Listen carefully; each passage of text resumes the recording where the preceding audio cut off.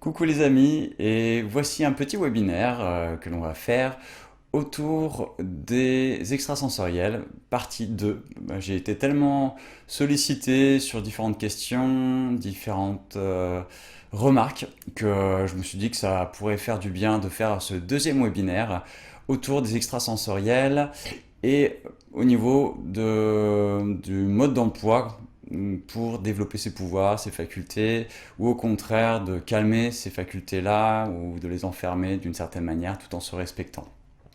Donc voilà, c'est un webinaire quand même qui va plutôt concerner les extrasensoriels, mais vu que j'ai été sollicité à ce point-là, voilà, je vais le faire spécialement pour vous. Pour me présenter, j'ai toujours mes petites notes à côté. Donc pour me présenter, je suis hypnothérapeute, je suis thérapeute depuis 15 ans, hypnothérapeute depuis à peu près 10 ans. Je travaille avec les plantes chamaniques depuis à peu près un peu moins de 10 ans, 6 ans, c'est quelque chose comme ça. J'ai pu découvrir à quel point la pratique, que ce soit avec les plantes ou à travers l'inconscient via l'hypnose, peut être plus ou moins similaire, mais surtout complémentaire. Donc, euh, moi, je suis vraiment dédié à l'éveil des consciences et à l'exploration de la conscience. Il se trouve que, à travers mes thérapies, j'ai rencontré, reçu de plus en plus de personnes ayant des troubles, on va dire paranormaux, et qui n'osaient pas en parler, qui mettaient ça plutôt sur le travail, sur les relations, sur le logement. Et dès qu'on creusait juste un petit peu, on se retrouvait face à des phénomènes très particuliers, des présences, des objets qui bougent, des voix et plein d'autres choses encore, des apparitions, voilà. J'ai commencé à me sentir assez concerné vu que moi j'ai grandi avec ces facultés-là et je vais plutôt dire je les ai subies jusqu'à très très tard, jusqu'à mes 35 ans. Je pense que j'ai vraiment subi ces facultés et ensuite j'ai franchi le cap de les accepter, de ne pas en avoir peur, de ne pas les refouler et de développer des outils, d'explorer aussi des méthodes qui m'ont permis de me réconcilier avec ces facultés. Donc prenez en compte que ce que je vais vous dire au cours de ce webinaire, ce ne sont que mes expériences, ce n'est que mon point de vue. Il n'y a pas de vérité absolue à ce niveau-là et comme à tous les niveaux. Donc euh, voilà, je vous partage ma vision des choses, mes expériences professionnelles, personnelles, avec quelques anecdotes probablement. Et faites votre point de vue là-dessus en non seulement m'écoutant, mais surtout en vous référant à vos expériences et à d'autres sources d'informations pour vous faire votre point de vue. Voilà.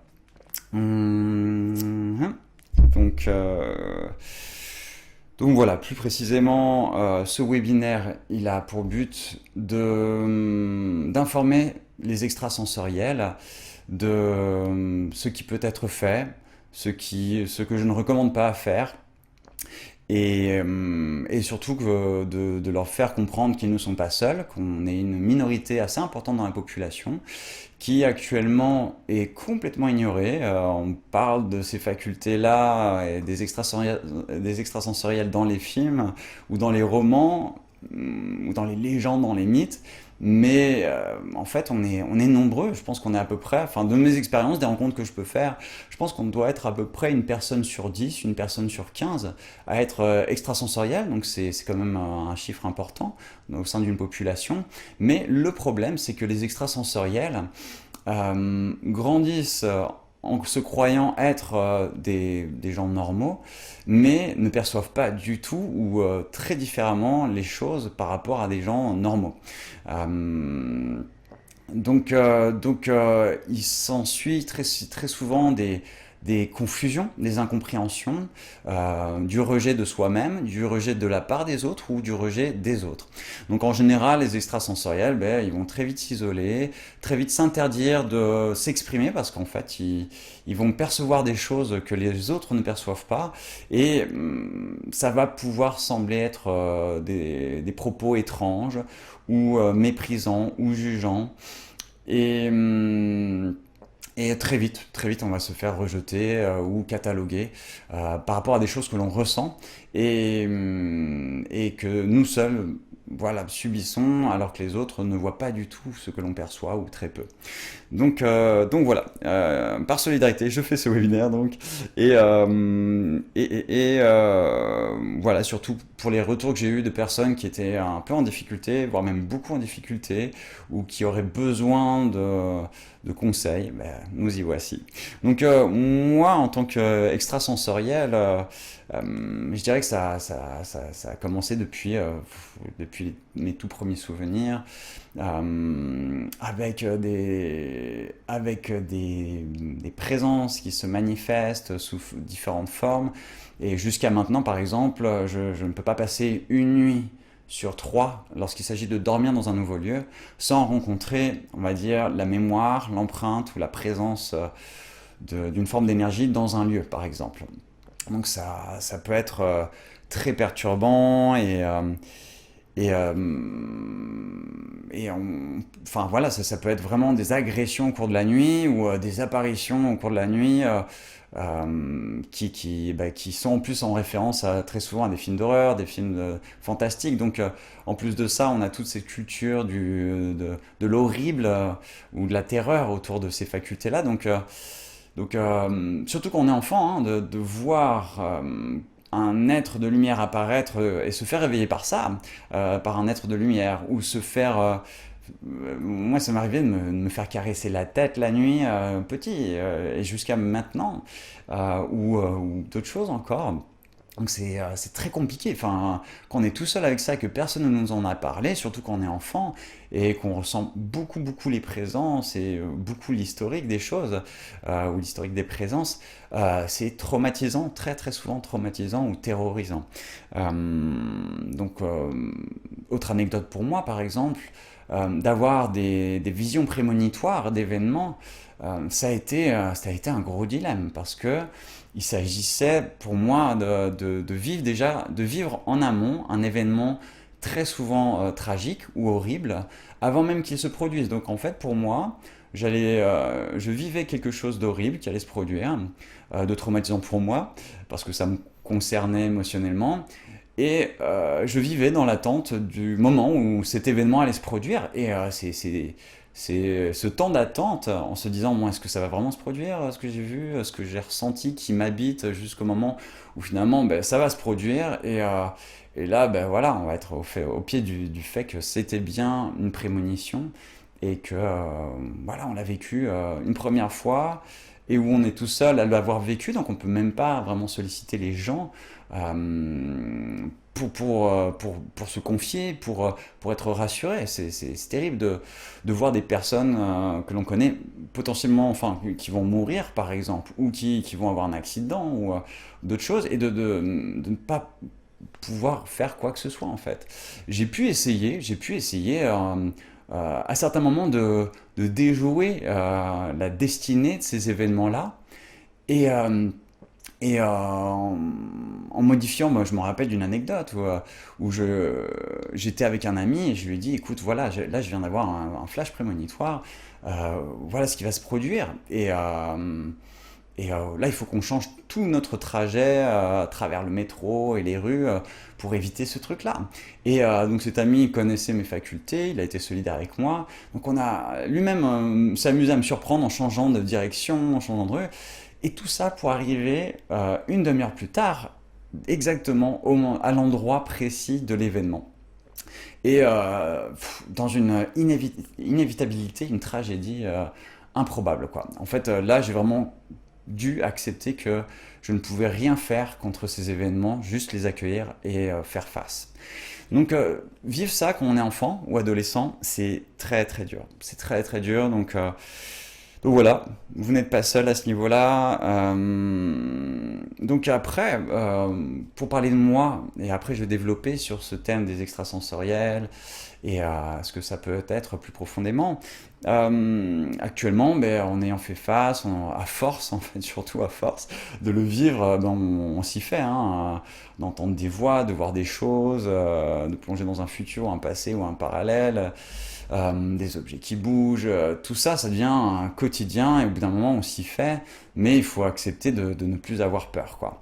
Et actuellement, j'utilise ces facultés J'utilise ces facultés en tant que thérapeute parce que ben, vous allez peut-être vous reconnaître en tant qu'extrasensoriel, mais vous allez voir que vous allez avoir tendance à être thérapeute ou être dans le bien-être professionnellement ou personnellement, et vous allez vous sentir comme investi par cette cause très naturellement.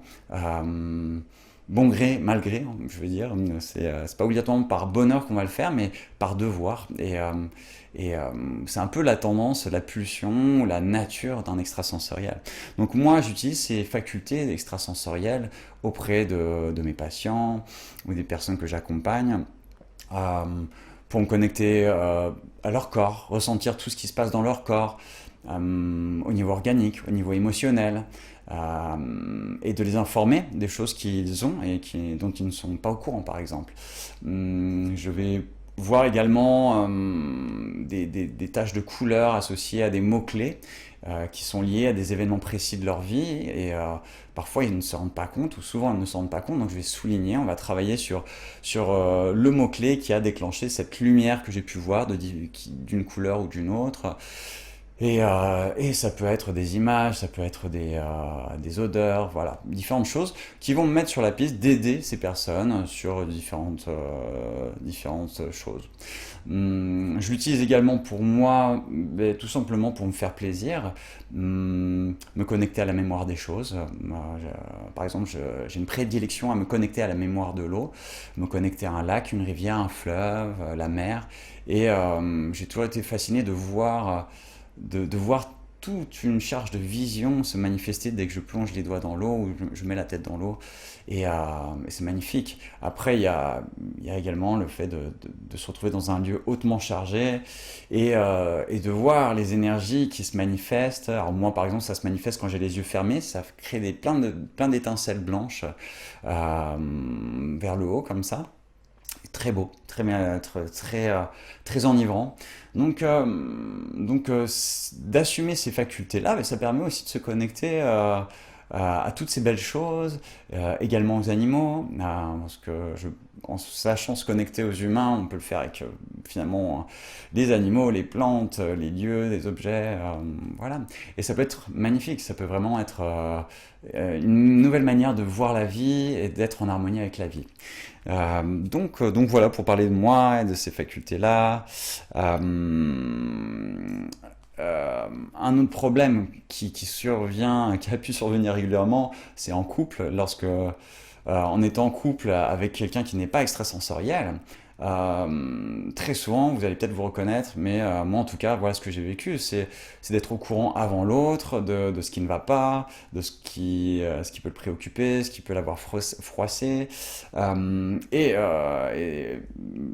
pire encore, c'est de sentir quand la personne ment, quand la personne ment en face, et de le sentir automatiquement et de la mettre au pied de son mensonge. Voilà, moi je sais que mes ex étaient dépités. Bon, j'ai eu plusieurs fois la remarque, mais on ne peut pas te mentir en fait. Ce n'est pas possible de te mentir, on peut rien te cacher. Je peux pas faire semblant d'être dans une émotion alors que je suis dans une autre. Et donc ça peut, pour des personnes non extrasensorielles, être très perturbant. Pour ces personnes qui ont l'habitude de cacher, de mentir certaines choses qui les arrangent, sans les condamner, mais voilà, des personnes qui ne sont pas transparentes, ben, en tant qu'extrasensoriel, on va flairer ça, et en couple, ça peut être très compliqué, parce que ces personnes ont peut-être évolué en occultant certaines émotions et pensées, et là, tout d'un coup, elles se retrouvent à nu, et elles paniquent, et ça peut leur faire peur, en fait, ça peut leur faire peur. Donc voilà. Pour parler des anecdotes me concernant, la rencontre avec des gens négatifs et la culpabilité qu'on peut avoir. Par exemple, moi, si je dis bonjour à quelqu'un, un boulanger, là, j'ai dit bonjour à un boulanger, il me dit bonjour, mais j'ai senti une salve d'énergie négative. Dans cette pulsion thérapeutique que je peux avoir, je vais tout de suite me responsabiliser en me disant, mais tiens, j'ai dit quelque chose de mal, est-ce que j'ai fait quelque chose de mal pour qu'il soit dans cette énergie? Et en oubliant à chaque fois, très naïvement, que voilà, chacun a ses problèmes et que même si les gens projettent une énergie négative sur l'autre, l'autre n'est pas obligatoirement fautif. Donc voilà. Donc voilà, pour faire le topo un peu de qui je suis en tant qu'extrasensoriel. Euh, et, euh, donc au cours de ce webinaire, c'est un replay. Là, je sais les vacances, donc j'avais pas envie d'attendre l'heure à laquelle on se retrouve pour faire ce webinaire. Donc voilà, là, ça va être en rediff direct. Donc, par contre, si vous avez des questions, si vous avez des commentaires, n'hésitez pas à les poster ou à me les communiquer par message ou les poster sur YouTube dans les commentaires. Pour parler plus clairement, plus globalement, maintenant que je me suis plus présenté à ce niveau-là, pour parler plus globalement des extrasensoriels, qui ils sont, qui sont ces extrasensoriels? De mes expériences, ce sont des personnes qui ont donc ces facultés que l'on peut voir dans tout récit ésotérique, tout film, tout livre, en fait, tout ce qu'on peut voir dans ce qu'on appelle la fiction.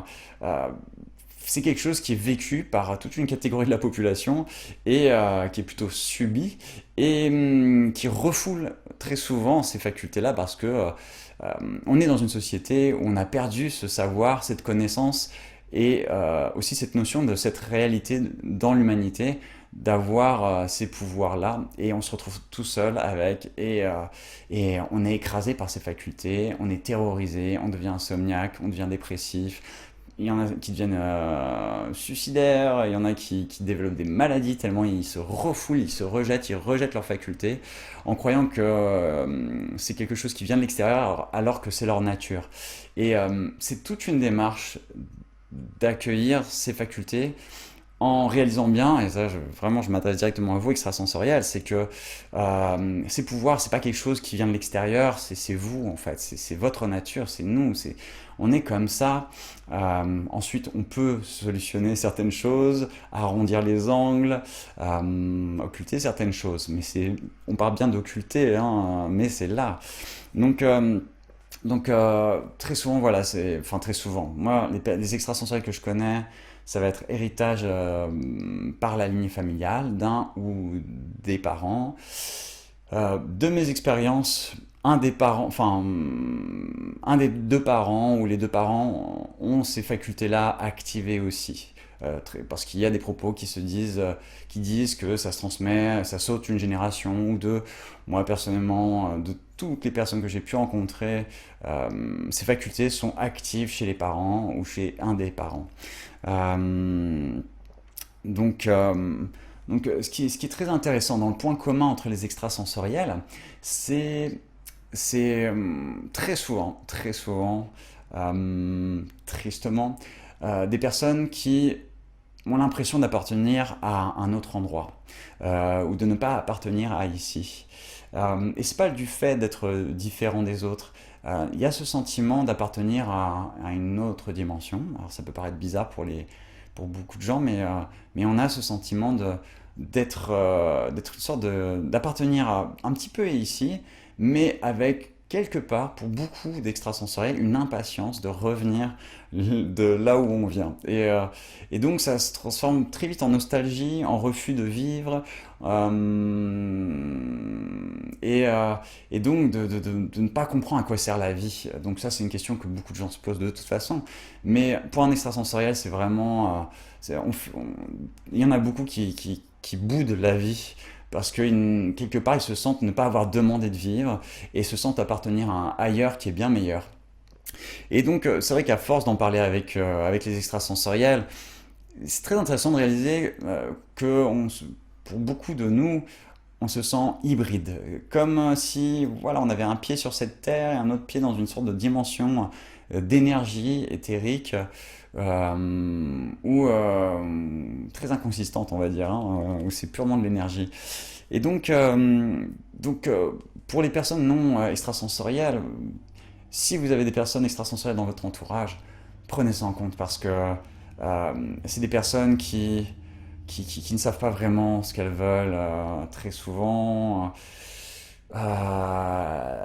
Très souvent, elles ont peur de leur connexion avec ce monde-là, tellement c'est fort, tellement c'est vif, tellement c'est omniprésent, tellement c'est harcelant, et ont envie de se terrer dans un terrier, dans une caverne, dans une grotte, à force de ressentir, de percevoir, et d'être dans une vie qu'elles ont l'impression de ne pas avoir demandé en plus. Donc c'est complexe. Donc un extrasensoriel voilà, a envie de très vite s'isoler, très vite s'éloigner de certaines choses, voilà, de juste être en silence tranquillement.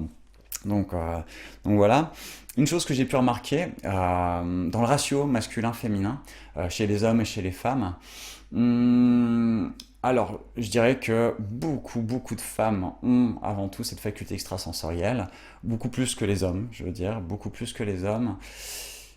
Du côté homme, j'ai l'impression que c'est avant tout des hommes avec ce qu'on dit modernement, avec un côté yin très développé.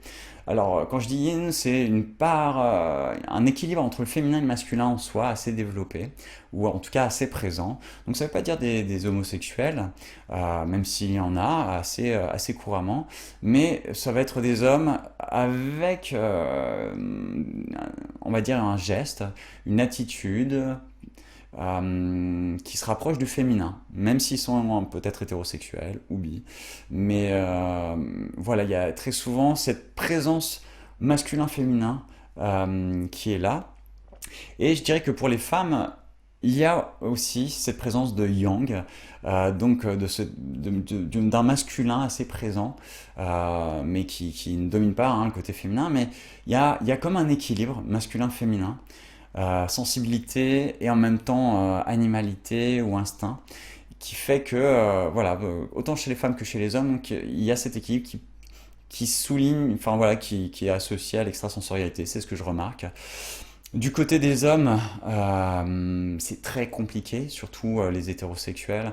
Et quand je dis hétérosexuel, hein, on oublie la sexualité, même si c'est le terme standard. C'est surtout des hommes qui ont été formatés à être de bons petits soldats ou des bons petits ouvriers et ne pas ressentir, ne pas sentir, juste passer à l'action, faire, ne pas fléchir, être solide. Et donc pour ces hommes-là, d'avoir cette sensibilité de télépathique, de télékinésique et interdimensionnelle, à voir des choses, à pleurer pour quelqu'un d'autre, ben, un homme qui est éduqué dans la dureté, c'est une bombe intérieure, quoi. C'est une bombe intérieure qui fait que ça va être des hommes qui vont se blinder encore plus.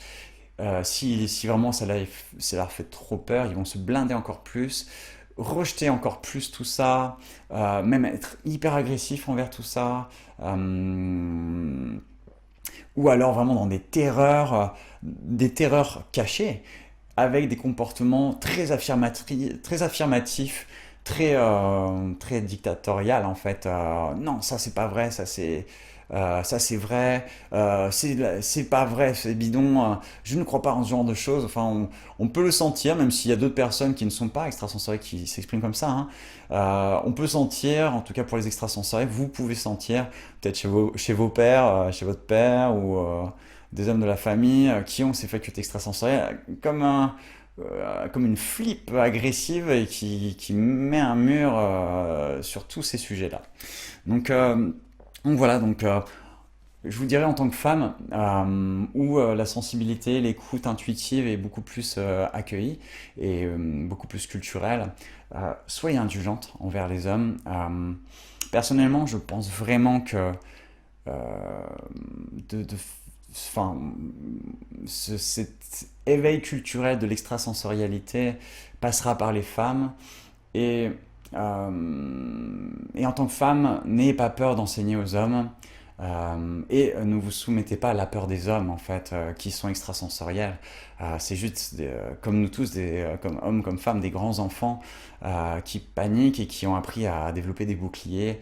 Ne craignez pas cette peur masculine et observez-la, ressentez-la et ne vous infériorisez pas à cette peur. Réalisez que vous avez cette richesse que vous pouvez communiquer, transmettre et que vous pouvez éveiller de la beauté et une liberté chez ces hommes dont j'ai pu faire partie, qui ont été des petits soldats génération après génération à travers les guerres, à apprendre à ne plus sentir, à tuer toutes nos émotions intérieurement, toute notre sensibilité, à manger n'importe quoi, à s'abrutir de tout pour ne pas sentir en fait. Donc voilà, soyez indulgente et prenez en compte que, à mes yeux en tout cas, ça c'est mon point de vue, c'est que je pense qu'on a besoin de vous pour faire avancer cette conscience de l'extrasensorialité. Euh, euh, voilà, les extrasensoriels, ce qui est intéressant, c'est de les voir dans le passé, parce qu'ils avaient une place beaucoup plus importante, beaucoup plus claire que dans notre société moderne. Euh, Dans le passé, malgré le fait qu'il y ait eu une chasse aux sorcières, et je tiens à préciser, pour avoir parlé avec des descendants de sorciers ou sorcières qui ont été chassés, certes on va parler des femmes, mais il serait quand même important de considérer que les hommes faisaient partie de ces cultes-là. Si on regarde dans les rituels ancestraux, dans les pratiques ancestrales, les hommes avaient autant de place que les femmes, peut-être dans d'autres pratiques, mais c'était côte à côte, main dans la main. Et voilà, quand on parle de chasse aux sorcières, il est important de bien regarder l'histoire et de réaliser qu'il n'y avait pas de différence entre hommes et femmes dans ces pratiques et dans ces sensibilités-là. Hum, donc un cœur est un cœur et une âme est une âme.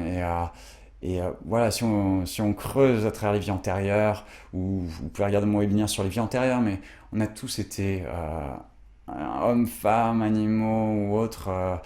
Donc voilà, c'est pas l'hormone qui va décréter la qualité d'une personne ou la sensibilité d'une personne. Voilà de mes expériences ce que je peux témoigner. Donc si vous pensez que c'est avant tout les femmes qui ont subi ces chasses aux sorcières, je vous encourage à vous cultiver. Allez chercher dans l'histoire, dans le passé, dans les anciennes civilisations, également la place des hommes. Il est possible que les femmes étaient plus mises en avant parce que peut-être parce qu'il était plus facile de leur faire peur et par ce biais-là de les exploiter, mais sachez qu'il y a aussi des hommes qui ont cette sensibilité-là. Et aujourd'hui encore. Et quand je parle de femmes exploitées, très souvent on va avoir les oracles, les jeunes vierges qui ont été exploitées par des normaux. Alors c'était des hommes très souvent, c'est parce que c'était des sociétés patriarcales qui sont en référence pour nous, comme la Grèce, la Rome antique et d'autres lieux encore. Et prenez en compte que voilà, c'est cette quête de la virginité chez les femmes, c'est peut-être parce qu'il peut y avoir une emprise un peu plus importante en termes de menaces, qui n'est pas obligatoirement objective, c'est purement culturel, hein. Donc voilà, c'est très intéressant de voir à quel point les extrasensoriels se sont fait exploiter en tant qu'oracle par des sages qui leur faisaient prendre des drogues pour les faire entrer en transe, et derrière ça tirait aussi quelque part un peu les honneurs ou le rôle de l'entremetteur, hein. On peut le voir aussi chez les chamans, hein. Chez les chamans, là on peut voir qu'il y a autant d'hommes que de femmes euh, qui sont là au service de l'humanité. Donc quand je dis chaman, de mon point de vue en tant qu'extrasensoriel, je parle des chamans d'antan qui ne faisaient pas une formation ou qui ne passent pas un diplôme et qui ne choisissent pas. Dans l'ancien temps, dans les anciennes civilisations, on était appelé à être chaman parce qu'on subissait ces facultés, comme je le décrivais juste avant. Et, et en fait, pour ne pas être rejeté par la population et pour ne pas être torturé par ce que l'on vivait, on était placé auprès d'un chaman, c'est-à-dire un extrasensoriel qui avait cette culture de l'usage des facultés extrasensorielles. On peut le retrouver aussi chez les saints, par exemple, il y a beaucoup de saints où on va parler de facultés. C'est très intéressant de creuser à ce niveau-là. Certains saints qui vont se bagarrer avec des choses ou voir des choses, et ça va être très vite récupéré par la chrétienté ou très vite associé à des religions. Moi, je dis chrétienté, mais ça peut être plein d'autres religions. Mais ça peut être autre chose que religieux, hein, au-delà de la religion. voilà, on peut appeler ça des anges, mais ça peut être autre chose, hein. Ça peut être des entités, des djinns, ou des succubes, ou d'autres choses, selon les aspects culturels. Donc dans le passé, en fait, alors, les extrasensoriels avaient quand même une grande place qu'ils subissaient. Et soit ils étaient accueillis, soit ils étaient punis pour ça. Donc quand je dis grande place, c'est un peu sarcastique. Dans le présent, actuellement, c'est un peu complexe. On est dans une société qui aime le pouvoir. Alors ça, je dis pas que ça l'a pas été avant, mais actuellement, il y a une grande fierté pour beaucoup de gens à se prétendre être extrasensoriel ou avoir des pouvoirs médiumniques, être canal et d'être formé au chamanisme ou d'être formé à d'autres choses. Et il y a une chose à savoir, c'est que très souvent un extrasensoriel ne veut pas ses pouvoirs, ne veut pas ses pouvoirs. Quand je disais écrasé par ses pouvoirs, c'est également traumatisé par ses pouvoirs, donc il ne veut pas en avoir, et surtout, il veut avoir une vie normale, en fait. Plus sa vie se rapproche d'une normalité, mieux ce sera. Et donc, ce seront avant tout des personnes qui vont vraiment fuir, en fait, ces rôles, parce que ils sont complètement dominés par cette extrasensorialité et toutes les informations qu'ils vont recevoir. Donc, ce sont des gens qui ne se vanteront pas d'extrasensorialité. Très rarement, en tout cas, à mes yeux, j'en connais pas de mes connaissances. Et c'est des gens qui en ont peur encore, même si ils ont peut-être fait un chemin là-dessus, ils en ont encore peur. Et moi, j'avoue que il y a des choses, si je devais les revivre, ou si je les revivais, ça serait, enfin voilà, jamais, je serais pas très content. Donc voilà, les gens qui vont très vite se prétendre avoir des facultés, des pouvoirs, des places de chaman, d'enseignants, de maîtres spirituels, ben de ceux que je rencontre en fait, c'est des gens, on appelle ça des wannabes, c'est des gens qui aimeraient en fait, et donc qui vont chercher un statut plus que de chercher à comprendre est-ce qu'ils ont ces facultés-là ou non, ou peut-être de travailler ces facultés-là. Donc ça, c'est un message qui s'adresse un peu à tout le monde. Voilà, méfiez-vous des personnes qui prétendent avoir des facultés et de les mettre en avant, de les commercialiser. Très souvent, les extrasensoriels vont faire ça gratuitement, par devoir, par générosité, par passion de l'humain, pour guérir l'humanité. Rarement, ça va être pécunier, ou alors quand c'est un travail, c'est vraiment avec modestie et avec un engagement profond. Et voilà, ça va pas être gourmand. Ce ne sont pas des gens gourmands en termes de profit. Peut-être qu'ils vont en vivre, mais dans ce cas, ça va être modeste. Voilà, observez les extrasensoriels. Si vous voulez trouver des extrasensoriels, utilisez votre intuition. Vous allez probablement les reconnaître. Et n'oubliez pas, c'est le premier feeling qui va compter. C'est la première pensée, la première impression qui va jouer extrasensoriel ou non, voilà, si vous voulez savoir, premier feeling, première intuition, et pas avec les mots, pas avec les gestes, juste premier contact, là, il y a quelque chose, il y a un message qui va se définir en général. Donc voilà, pour les extrasensoriels du temps présent actuel. Donc même en termes de chamanisme moderne, je ne connais pas d'extrasensoriels qui, même si, malgré leur réputation, apportent les plantes médecines ou des pratiques chamaniques. Voilà, j'en connais pas. J'ai pu avoir quelques indices de certaines personnes à l'autre bout de la planète qui pourraient être dans cette extrasensorialité et chaman, mais c'est très rare, en tout cas dans les pays occidentaux que j'ai pu visiter. Euh,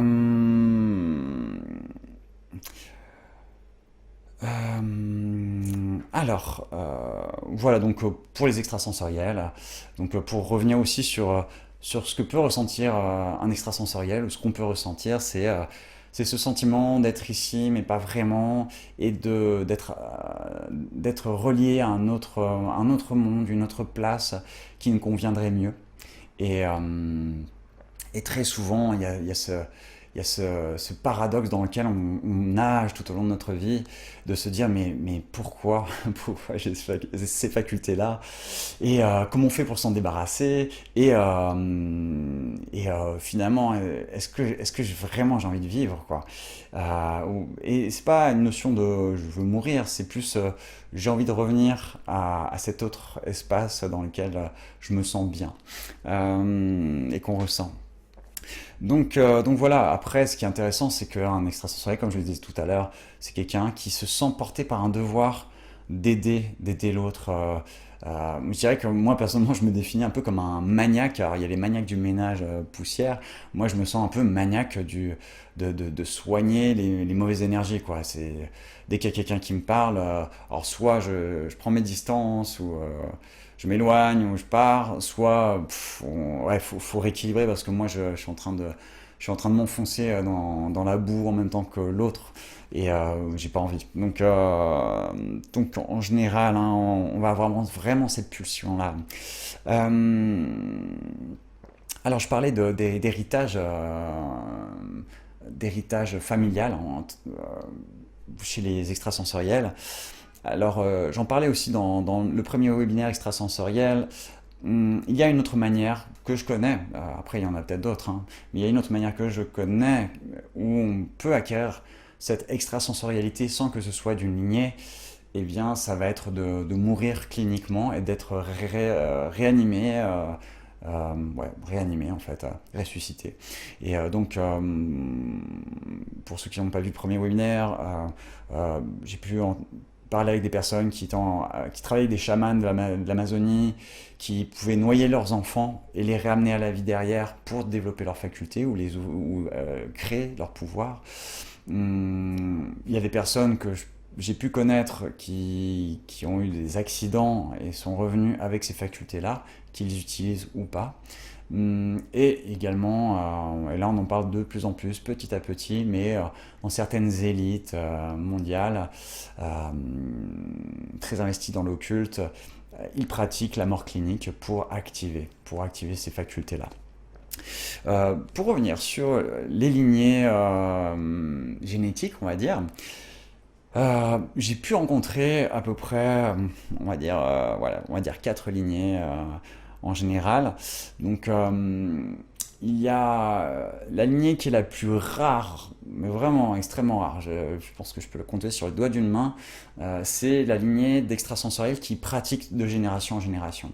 Donc ça, c'est extrêmement rare, et très souvent les enfants sont plutôt traumatisés de la pratique des parents et des grands-parents, et sont même terrorisés du pouvoir de leurs parents et de leurs grands-parents.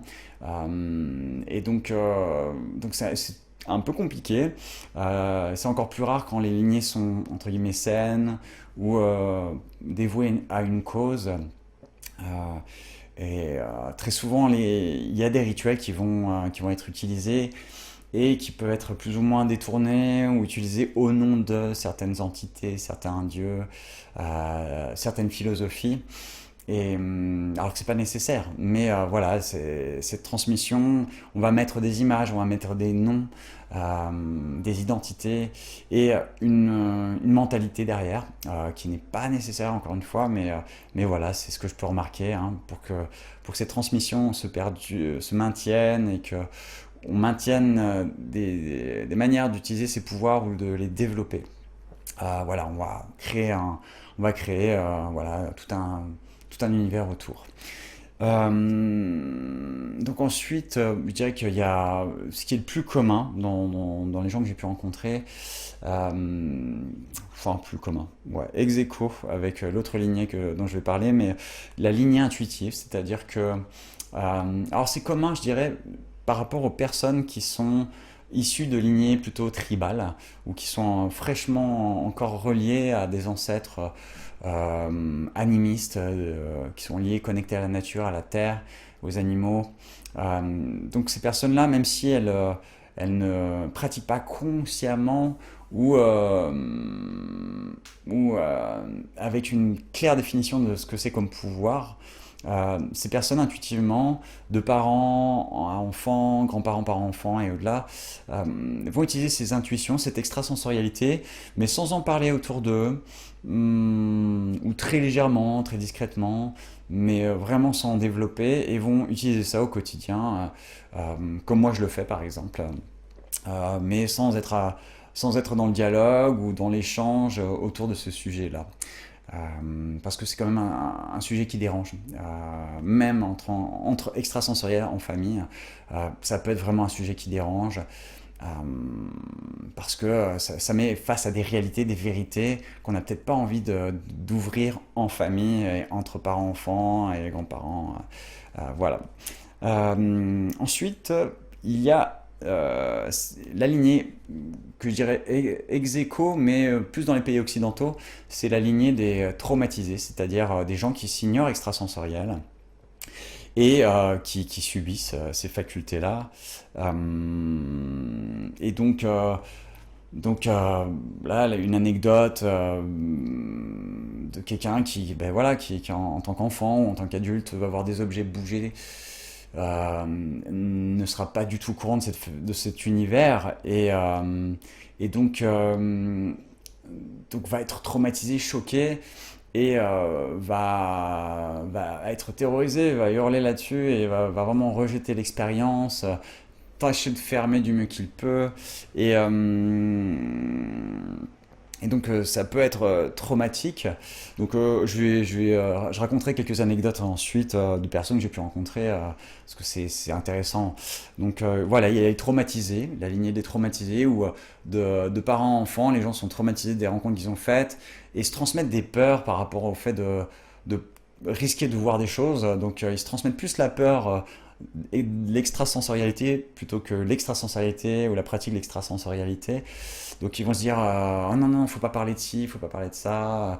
Non non mais en fait être un peu faut pas prononcer certains mots, certaines choses, faut pas parler de certaines choses parce que ça va ouvrir et voilà. Donc ça c'est très souvent les traumatisés, les extrasensoriels traumatisés qui sont comme ça. Et puis il y a les extrasensoriels refoulés dont j'en parlais tout à l'heure chez les hommes et c'est plus global, hein, dans une lignée de famille d'extrasensoriels refoulés. Là, ça peut être carrément des gens qui vont se cacher dans la religion ou dans le scepticisme, le scientifisme, la religion de la science, la religion de la médecine ou de la psychologie. Pour moi, c'est des religions, c'est de répéter ce qu'on nous a appris sans réfléchir. Pour moi, c'est un comportement religieux et rien d'autre. Donc c'est pour ça que j'utilise ce terme. Et vont vraiment même être punitifs dès qu'il s'agit de s'autoriser à aborder un sujet qui est non validé par la science ou par la médecine ou par la psychologie et vont rabaisser l'autre dès qu'il va oser en parler et ça peut aller jusqu'à punir en fait, hein. Et dans la religion, bah, c'est carrément, on va associer ça de la diablerie, à de la possession, et ça peut aller jusqu'à la mort en fait, hein. Moi j'ai eu des personnes, enfin, enfants qui se sont fait jeter dans une poubelle, une personne dans une poubelle, une autre dans une cheminée, enfin, alors c'est des cultures très primitives, hein. C'est pas dans les pays développés qu'on va avoir ce genre de comportement en général. Mais voilà, plus dans d'autres cultures. Donc voilà pour les lignées. Euh, donc après, chez les extrasensoriels, il y a différents pouvoirs. Ces facultés, elles vont se développer à travers l'âge. Il y en a qui vont fleurir, d'autres faner. Moi, je sais que j'ai des facultés qui ont disparu, d'autres qui sont apparues. Et, hum, très souvent, les facultés traumatisantes où on va voir trop, on va être trop connecté à des choses. Enfin voilà, moi je sais que ce qui peut être le plus perturbant, c'est d'être réveillé par quelqu'un qui est décédé et qui se met à me hurler dessus, à essayer de m'agripper ou d'autres formes d'entités qui se manifestent et qui viennent me vampiriser ou essayer voilà, violer mon âme ou essayer de me voler mon âme. Enfin, moi, je dis pas que c'est des, enfin, c'est vraiment une impression que ça génère. Hein, pour les extrasensoriels qui ont vécu ça, ils le sauront. Donc très souvent, hein, des traumas comme cela vont fermer nos facultés à partir d'un certain stade. Euh, Moi je sais que quand j'étais enfant, j'avais tendance à voir des lumières de partout, enfin c'était très psychédélique là il y a un moment je commençais à me dire non je suis en train de devenir fou, on va arrêter de voir ce genre de choses et je l'ai fermé bien comme il faut et pareil au niveau de mes ressentis d'énergie. Donc il y a déjà ça qui fait, ces traumas qui vont sélectionner nos pouvoirs de ceux qu'on veut garder ou non. Autrement, il y a aussi notre inconscient, notre corps qui va choisir des méthodes de communication pour exprimer avec des facultés, des pouvoirs. Moi, ça m'avait fait rire parce que j'ai eu une expérience qui peut représenter un peu, de manière un peu rigolote, à quel point en fait le corps peut enregistrer ou imprégner ou apprendre une méthode d'expression. J'avais des amis d'origine algérienne qui me racontaient que dans la tradition, d'où elle venait précisément, si on avait un petit bouton qui apparaissait sur la lèvre, enfin sur le sommet de la lèvre en général, c'est on allait avoir une visite surprise de quelqu'un. Moi, j'ai déjà eu des gens qui sont venus me rendre visite par surprise et j'ai jamais eu ça.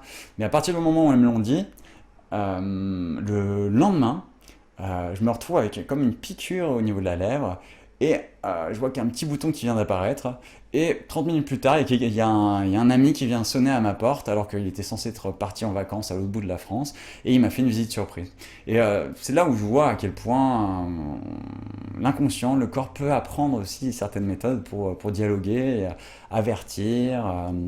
Et donc, euh, donc cet exemple-là est intéressant euh, pour parler aussi des pouvoirs et de considérer que peut-être, ou de réfléchir à ça, mais que notre extrasensorialité, c'est une qualité de connexion de manière générale, mais selon nos affinités, ben, ça va aller plus vers du son, de la sensation, des odeurs, de la vision et d'autres choses encore.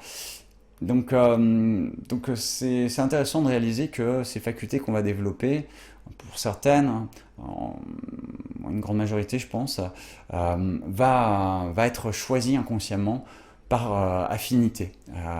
Voilà, moi qui adore la musique, qui travaille dans la musique, le fait d'entendre, de passer des nuits à entendre des voix qui me parlent, me faire réveiller par des rires, ou des gens qui me disent des choses. Enfin voilà, c'est clair que pour moi, il y a eu ces grosses facultés qui ne m'étonnent pas parce qu'en tant que musicien, ouais, voilà, c'est extrêmement développé. Et, cette intelligence-là est à l'écoute, clairement. Euh, hmm. donc, euh, donc voilà. Ce deuxième webinaire, comme le premier, il est important pour moi en tout cas. Je sais que ça aide énormément de gens, principalement des extrasensoriels. En tout cas, là, des retours que j'ai eus des extrasensoriels, les extrasensoriels. Euh, il est important d'en parler parce que personne n'en parle enfin, de manière extrasensorielle, j'ai envie de dire. On va parler de pouvoir, de faculté, de développer tout ci, tout ça, mais on parle pas oh mon Dieu, mais quelle horreur de vivre avec ça toute sa vie et euh, comment on fait pour s'en débarrasser ou ne pas devenir fou, ne pas tomber dans les traitements médicamenteux pour couper. Donc voilà, pour les personnes qui ne sont pas au courant ou pour ceux qui ont besoin de se sentir compris, moi je sais que j'ai pu accompagner en thérapie. Là je pense à une fille par exemple, elle a fait un rêve prémonitoire, bon c'est une extrasensorielle donc, et une action qui l'a vraiment fermée et traumatisée, mais sur tout le reste de sa vie, pour tout en fait, c'est que à sa préadolescence, elle a fait un rêve où son village dans lequel elle vivait se faisait cambrioler. Plusieurs maisons se faisaient cambrioler. Et malheureusement, c'était pas qu'un rêve, puisque le lendemain matin, la nouvelle du village a été qu'il y a eu plusieurs maisons de cambriolées. Et c'est cette fille qui a subi cette faculté-là de voir ce qui se passait eh bien, a culpabilisé, s'est senti vraiment coupable d'avoir créé ces cambriolages, en fait, puisque on lui a toujours dit que c'était impossible, que ça n'existait pas, mais puisqu'elle l'a vécu et que ça s'est fait, puisqu'elle a rêvé et que ça s'est fait, elle doit y être pour quelque chose. Donc le problème de refouler ces facultés-là ou de nier ces facultés-là, ben on va commencer à s'inventer des règles, des lois, et donc de se responsabiliser ou de s'accuser de pratiques ou de choses. Et donc cette fille, par exemple, par la suite de sa vie, a perdu complètement confiance en elle et a refusé de s'écouter, refusé de croire en ce qu'elle pouvait penser, ce qu'elle pouvait ressentir, de peur que ça se réalise. Donc, euh, donc, euh, donc, c'est complexe, c'est très complexe de vivre avec ça. Et voilà une anecdote. Je pense à un homme que j'ai rencontré qui lui, ben, voilà, enfin vraiment la personne qui refoule dans l'absolu, hein, l'extrasensoriel qui refoule, parce qu'il a vu quand il était enfant le fantôme de son frère mort qui est apparu au pied de son lit. À partir de ce jour-là, en fait, de trauma, à part le moment de s'endormir, mais il attend vraiment le fait de ne même pas être conscient qu'il s'endorme, c'est une personne qui a décidé de ne jamais fermer les yeux, de passer sa vie entière. Et c'était un homme d'un certain âge mûr. C'était un homme qui a décidé de ne jamais fermer les yeux de peur de voir ou de revoir ce qu'il avait vu dans son enfance. Et donc, faut imaginer une personne qui refuse de fermer les yeux, où qu'il soit, sauf vraiment quand les yeux se ferment sans qu'il s'en rende compte. Donc c'est assez impressionnant et je peux garantir le trauma que ça a pu être, malgré les dizaines d'années qui se sont écoulées par rapport à un seul événement. Il y a des personnes qui sont poursuivies d'appartement en appartement par des présences, des voix, plusieurs, une énergie, pas instantanément, mais peut-être quelques temps plus tard, lorsqu'elle déménage, ben, tout d'un coup, ça revient, c'est là à nouveau, sur le lit, en train de regarder cette personne, ou d'entendre une voix qui est à ses côtés. C'est courant, en fait. Il y a beaucoup d'extrasensoriels qui subissent ça et qui déménagent. Et il y en a d'autres qui font un déni énorme, donc qui ne déménagent pas, et qui sont mais torturés, qui deviennent insomniaques, se défoncent au somnifère, prennent des anxiolytiques, et encore, ça marche pas tant que ça. Donc voilà. Je pense encore à une autre anecdote euh, qui était amusante et en même temps tragique. C'est une amie qui me parle de son neveu qui n'arrête pas de coller sa maman. Il était tout petit encore, mais voilà, il refusait de quitter sa maman dans l'appartement dans lequel il venait d'aménager. Et parce qu'il racontait qu'il y avait un monsieur dans sa chambre, en fait, qui le regardait assis sur le lit. Et, euh, et c'est terrible parce que sa mère ne tenait pas du tout compte de ça, et même cette amie qui est la sœur de cette mère ne prenait pas ça au sérieux du tout, prenait ça plus comme du caprice, et donc ce petit garçon qui ne pouvait pas quitter de 1 mètre sa mère à travers tout l'appartement, euh, en disant qu'il y avait ce monsieur-là. Et en fait, quand j'ai pu en parler un peu plus avec cet ami, et avec la sœur de cet ami, qui est la mère de cet enfant, il s'est avéré qu'ils ont signé un bail stipulant que l'immeuble dans lequel ils étaient était hanté et qu'ils étaient totalement conscients et assumaient complètement le fait que cet immeuble soit hanté. Euh, voilà, enfin, enfin voilà, je vous partage ces anecdotes parce que quand même, c'est un peu fou, quoi. Mais en même temps, c'est sûr que si on refoule, si on fait un déni, on peut aller jusque-là et ça craint. Et pour un garçon, un petit enfant qui se fait rejeter comme ça par ses parents parce que il y a quelqu'un qui est assis sur lui, qui le regarde tout au long de la journée ou du soir, c'est traumatique. Donc voilà, ouais, enfin voilà, il y a plein d'autres anecdotes, des couples qui vont entrer en dépression parce qu'il y a un lieu qui est extrêmement chargé, avec des contacts physiques, même des agressions physiques. Tout ça, en fait, c'est des personnes que je reçois en séance, ou presque, ou en tout cas je rencontre dans d'autres circonstances, mais c'est des personnes qui viennent me voir pour régler un problème soi-disant purement psychologique ou émotionnel, et en fait ça se détecte tout de suite. Moi en tout cas je vais sentir avec les poils qui se dressent et un peu mes radars qui s'allument, quoi.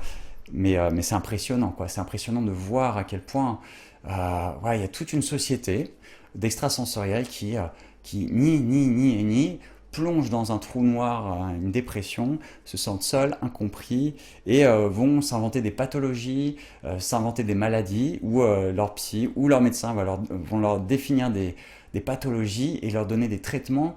Et j'en ai vu, hein, à l'adolescence, qui se sont fait traiter à coups de médicaments, et derrière, notamment un qui est devenu fou et irrécupérable, en fait. Parce qu'il avait sa sœur constamment avec lui, qui était morte, et, euh, il ne pouvait rien y faire, et on lui disait que c'était pas possible, et donc c'était de la folie. Et voilà, à 16 ans, défoncé à des cachetons pour ne plus percevoir, et dégringolade, voyage sans retour à l'asile. Tragique, tragique. Voilà. Le problème chez les extrasensoriels, euh, c'est que, euh, c'est que les non extrasensoriels, pour beaucoup, se sentent très vite en danger avec nous. Pas tous, mais beaucoup. Et le problème, c'est que si on va, en tant qu'extrasensoriel, on va deviner ce qu'ils pensent, on va deviner ce qu'ils ressentent, ou en tout cas, on va être au clair avec ce qu'ils pensent et ce qu'ils ressentent. Et donc c'est des personnes, si elles ont l'habitude de mentir, de manipuler ou de prétendre, euh, vont se sentir en danger parce qu'elles vont sentir qu'on ne marche pas dans leur jeu. Et vont peut-être être assez agressives envers nous, chercher à retourner les gens contre nous, parce que intuitivement on sent qu'il y a un truc qui cloche. Et ces personnes-là se sentent à découvert d'un outil de manipulation qui marche très très bien avec les non extrasensoriels, mais pour des extrasensoriels, peut-être pas. Et ça peut être la guerre. On peut nous mener la guerre pour ça. Euh, donc voilà. Le truc chez les extrasensoriels, c'est que comme on va ressentir, on va être assez affirmatif sur certaines choses que l'on va percevoir. Et, euh, et on va s'exprimer assez spontanément et naturellement, sans même y réfléchir, en disant, ben, il y a ci ou il y a ça, ou c'est comme ci ou comme ça. Et un non extrasensoriel va très vite associer à de l'autorité, à du monsieur ou madame je sais tout, ou à de la malpolitesse, ou tout plein d'autres étiquettes négatives, juste parce qu'on exprime ce qu'on ressent. Et on est dans une société, bon, je vous laisse imaginer, hein, où c'est exprimer ce qu'on ressent spontanément. euh, c'est assez mal vu. Donc, en tant qu'extrasensoriel, de spontanément ressentir quelque chose qui nous traverse et l'exprimer, malgré soi, malgré nous, souvent ou parfois, eh bien, on va s'attirer les foudres des non extrasensoriels parce que si on juge, si pour eux on juge cette personne, ça veut dire qu'on est capable de juger aussi ces personnes-là directement et se sentent en danger, donc vont avoir tendance à rabaisser, rejeter et casser les extrasensoriels.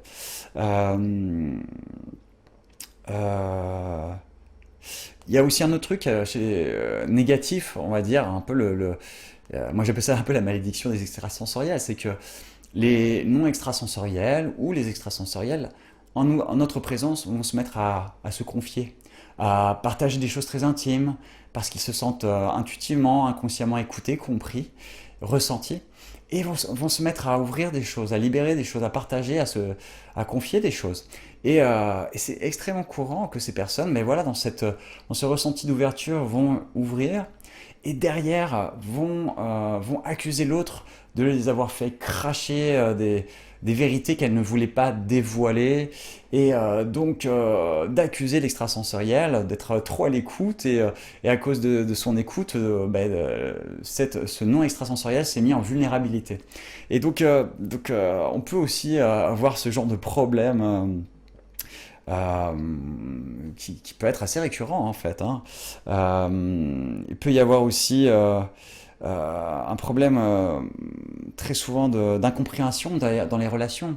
C'est-à-dire qu'il y a un extrasensoriel, il va ressentir l'énergie de la personne, qu'importe le mot et le geste, même si le mot et le geste vont alimenter la pensée ou l'intention de la personne. En tant qu'extrasensoriel, on va ressentir avant tout. Un non extrasensoriel, euh, il va se focaliser sur le mot et le geste pour considérer ce qui est dit. Donc un non extrasensoriel, il va entendre une personne s'exprimer, il va dire, ben non, il a dit tel mot, tel mot et tel mot, donc et il l'a dit avec le sourire, donc cette personne va bien. Un extrasensoriel, il va dire, ben en fait, il souriait, il a dit qu'il allait bien, mais en fait, ça va pas du tout, là, ça se sent dans l'énergie, cette personne, elle est complètement au fond du gouffre. Et donc, dans ces moments-là, on va être dans des avis complètement opposés. Et très souvent, un non extrasensoriel, bah, du fait qu'on ne soit pas d'accord avec lui, va se sentir jugé et condamné comme quelqu'un qui dit des fausses choses et va avoir un rapport de force en fait. Alors que, alors je dis pas que tous les extrasensoriels ne sont pas là-dedans, mais un extrasensoriel, bah, il va juste confier ce qu'il ressent lui et sera à l'écoute aussi de ce que ressent l'autre extrasensoriel ou l'autre personne tout simplement. Même si pour lui ou pour elle, c'est très clair ce qu'elle ressent. Donc voilà, et donc pour les non extrasensoriels ou les extrasensoriels, entendez bien ça, c'est intéressant, c'est important de réaliser qu'on parle deux langages très différents. Euh, et alors, mes petites notes, voilà. Euh, il y a aussi dans les problèmes des extrasensoriels cette faculté, malgré soi, de rentrer en transe pour certains extrasensoriels. Là, la personne un peu connue, ou même connue pour ça, ça a été Corinne Sombrin, qui s'est retrouvée à rentrer dans des transes malgré elle. Mais il y en a quand même un certain nombre qui partent dans des transes malgré elle. Là, j'ai eu le retour d'une personne qui, juste en écoutant une musique, alors qu'elle ouais, elle était dans son jardin, s'est retrouvée à se réveiller de sa transe sur la route, par exemple. C'est une personne saine d'esprit. Je veux dire, je- voilà, enfin, c'est les personnes qui auraient vite tendance à dire qu'il y a une pathologie derrière. C'est facile, c'est trop facile de cataloguer comme ça. Et pour l'avoir vécu moi également, des états où tout d'un coup je vais me connecter à quelqu'un ou à quelque chose et ne plus être là en fait, ne plus être là, de disparaître consciemment et d'être quelque part fusionné avec ce qui se passe ou on va savoir quoi d'autre. Donc voilà. Euh, donc là, je parlais un peu du problème pour les extrasensoriels dans une vie pour un extrasensoriel, mais il y a aussi le cadeau pour un extrasensoriel. Et le cadeau pour un extrasensoriel, c'est qu'on a cette envie de guérir l'humanité, d'aider les autres. Il y a beaucoup d'artistes qui peuvent être extrasensoriels, qui ont envie de transmettre par la créativité. Les extrasensoriels ont cette nature très rapidement d'aller se reconnecter à la terre, à la végétation, aux animaux. Alors bien sûr, il n'y a pas que eux, mais par ce biais-là, les extrasensoriels vont s'intéresser aux plantes et même dans les temps modernes, vont se rapprocher des connaissances chamaniques ou la connaissance des plantes ou la connaissance des énergies pour mieux l'exploiter, mieux la comprendre. Euh, les extrasensoriels vont avoir cette jolie faculté de sans avoir appris quoi que ce soit, de peut-être savoir faire quoi lorsqu'il y a un problème. Donc, euh, donc il y a aussi ça qui est beau chez les extrasensoriels, c'est que on va être dans une forme d'interaction avec l'autre ou certaines choses, et très naturellement, spontanément, en harmonie, on va probablement trouver ce qu'il y a à faire pour harmoniser, soigner, guérir, aider. Euh, je dirais que euh, la faculté d'un extrasensoriel, son cadeau, c'est que c'est une personne qui voit l'intérieur de l'autre en fait. Et ce qui fait que elle va pouvoir compatir, euh, chercher l'harmonie et voilà, se mettre dans la même résonance que les personnes qui l'environnent et essayer d'apporter de la paix, de l'harmonie, quoi. Très souvent, ça va être ça, bon gré mal gré, et ça va être même avec une tendance plutôt sacrificielle si on n'y fait pas attention. Voilà pour les extrasensoriels.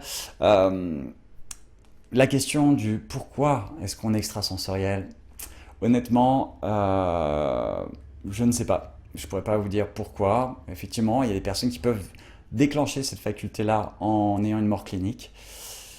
Mais voilà, peut-être qu'une fois qu'on déclenche ça, après on le transmet de lignée en lignée, je ne sais pas, je sais pas, je pourrais pas le dire. En tout cas, c'est biologique, c'est inscrit dans les gènes, c'est vraiment ce que je peux témoigner, une transmission de parents, grands-parents par enfants. Une chose que je considérerais toujours, c'est que la nature ne se trompe jamais, la nature ne fait pas d'erreur. Donc, si on est là, c'est bien vraiment pour une chose, qu'on a un rôle et qu'il est bon d'accepter cette, euh, cette loi de la vie, cette loi de la nature, qu'il n'y a pas d'erreur et qu'on est bien là où il le faut et que tout ce qui se passe en nous, ben, c'est bien, c'est là que ça doit être. Donc voilà quoi. Euh, je vais bientôt finir. Une chose à prendre en compte, c'est que quelquefois il y a des extrasensoriels qui ont complètement perdu la foi, qui sont dans une forme de noirceur et, qui ont envie de se venger de la vie ou des autres et peuvent rentrer dans une vengeance, quoi. Dans une vengeance et même aller jusqu'à utiliser leur faculté extrasensorielle pour ça. C'est des personnes en souffrance, c'est des personnes qui ont complètement perdu toute notion d'espoir et qui veulent juste voilà, punir l'autre ou les autres de tout ce qu'ils ont souffert. Et malheureusement, c'est un peu compliqué de récupérer ces personnes-là. Euh, voilà. Euh, Autre chapitre, le pouvoir des extrasensoriels. Donc j'en ai parlé tout à l'heure. Euh, c'est surtout là, dans les questions que j'ai pu recevoir, c'est comment vivre avec ces pouvoirs-là. Personnellement, en avoir peur, c'est le pire. C'est le pire. C'est se renier, c'est se rejeter, c'est refouler euh, soi-même, c'est se refouler et ça peut vraiment nous tourmenter, créer des douleurs, des maladies, enfin voilà, vraiment des souffrances. Personnellement, il vaut mieux accueillir ces facultés-là, se cultiver un maximum, en parler un maximum avec des extrasensoriels, solliciter peut-être des personnes, des professionnels dans ce domaine, mais vraiment de ne pas rejeter, de ne pas diaboliser ces facultés-là. Et malheureusement, il y a beaucoup de personnes qui préfèrent fermer et tomber malade, devenir fou, se shooter aux médicaments, se suicider ou s'abrutir avec de l'alcool ou de la télé ou toute substance qui ferme en fait. Et ouais, c'est pas une super solution personnellement. Voilà, enfin pour en recevoir en séance, c'est moyen, c'est vraiment moyen. Euh, Personnellement, on ne peut pas fuir ses pouvoirs. Fuir, c'est comme fuir sa personnalité. Je dirais que voilà, si on a des facultés qui s'ouvrent brutalement et qui nous font vivre des choses violemment, très souvent inconsciemment, après une première expérience ou un moment traumatisant, une expérience traumatisante, une première expérience ou une expérience traumatisante, l'inconscient, l'intuition va fermer cette faculté-là ou la réduire. Il va y avoir une régulation naturelle qui va se faire, mais c'est sûr que très souvent ça va se faire en étant exposé à, à ces événements traumatiques ou difficiles. Donc, euh, donc euh, voilà, gardez la foi dans le fait que ça va s'autoréguler. Si vous subissez des choses, ne paniquez pas quand c'est trop violent. Gardez en tête que votre intuition, votre inconscient, c'est votre meilleur allié, va faire ce qu'il faut pour moduler, réguler ce qu'il faut pour ne pas trop subir. Et surtout, plus vous allez être conscient de ces facultés, plutôt que les renier et faire comme si de rien n'était, plus vite vous allez évoluer à ce niveau-là. Plus vous refoulez, plus vous risquez de vivre ces événements négativement ou vous connectez à des énergies négatives des événements négatifs et plus vous allez les subir encore et encore et encore. Donc autant assumer, autant se dire ok, j'en parle avec un maximum de personnes, je lis des choses là-dessus, je me cultive et j'accueille et bon, tant pis si je dois vivre encore, c'est comme ça. Et plus vite vous allez évoluer et vos extrasens vont se moduler, s'harmoniser avec ce qu'il vous faut. Euh, Donc après, ce qui peut aider du fait de tout ressentir autour de soi, par exemple, euh, méditer. Méditer, ça permet d'être centré, ancré, de plus se ressentir que ressentir les gens autour de soi ou les énergies autour de soi, ce qui peut être très compliqué en tant qu'extrasensoriel. Euh, Ce qui peut être aussi une très bonne idée, c'est de s'entourer d'extrasensoriels. Ça fait du bien, ça fait beaucoup de bien. C'est dur de trouver d'autres extrasensoriels, mais c'est possible et ça vraiment fait du bien. Donc je vous encourage à aller chercher des groupes, des réseaux. Moi, enfin, j'ai un groupe, si les personnes ont besoin de se joindre à ce groupe d'extrasensoriels, qu'elles me contactent, je peux la mettre en lien. Voilà. Il est important de se cultiver, de relativiser plutôt que de rester sur des croyances populaires diabolisantes. Cultivez-vous. Lorsque vous sentez que vous avez des grosses facultés et voilà, qui sont saturées dans des contextes, dans des lieux, apprenez à juste vous focaliser sur des pratiques personnelles. Moi, je sais que je vais très spontanément rentrer dans une connexion avec une musique. Je vais avoir une musique en tête qui va me permettre de temporiser les énergies ambiantes. Je sais qu'il y a d'autres personnes, mais ça va être se tourner les cheveux, ou un bracelet, on va compter les boules, ou une pierre à tripoter, ou des choses comme ça, qui va nous faire défocaliser de ce qui se passe autour pour être un peu plus là, en nous.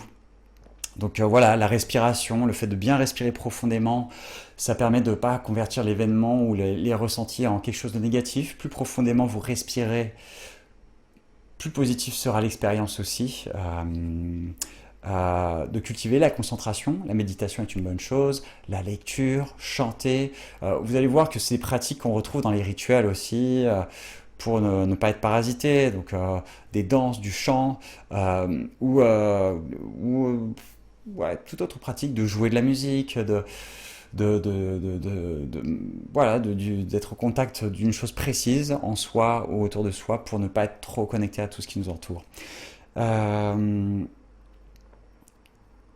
donc, si à un moment ou à un autre vous ouvrez vos facultés avec différentes pratiques, donc ça peut être les plantes médecine, la méditation, prendre des cours, les écoles de mystère ou d'autres choses, le chamanisme, des outils de médiumnité, des rituels, la transe, la religion et la spiritualité.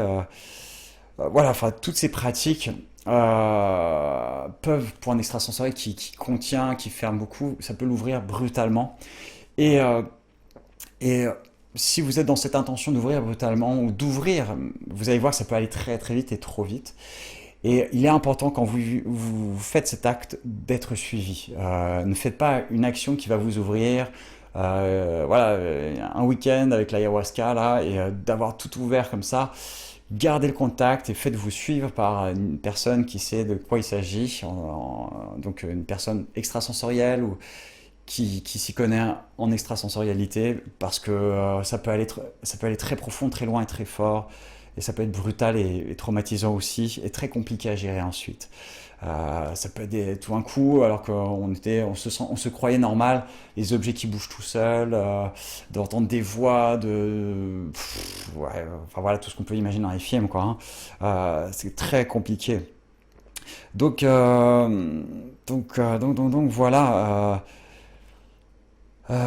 Voilà pour, je pense, avoir fait le tour en détail des extrasensoriels. Enfin, en détail, on peut toujours aller plus loin. Mais déjà là, je pense que j'ai bien parlé en détail de pas mal de choses. Si vous voulez développer vos facultés, voilà, enfin, n'hésitez pas à me contacter, à me questionner, je vous répondrai avec plaisir.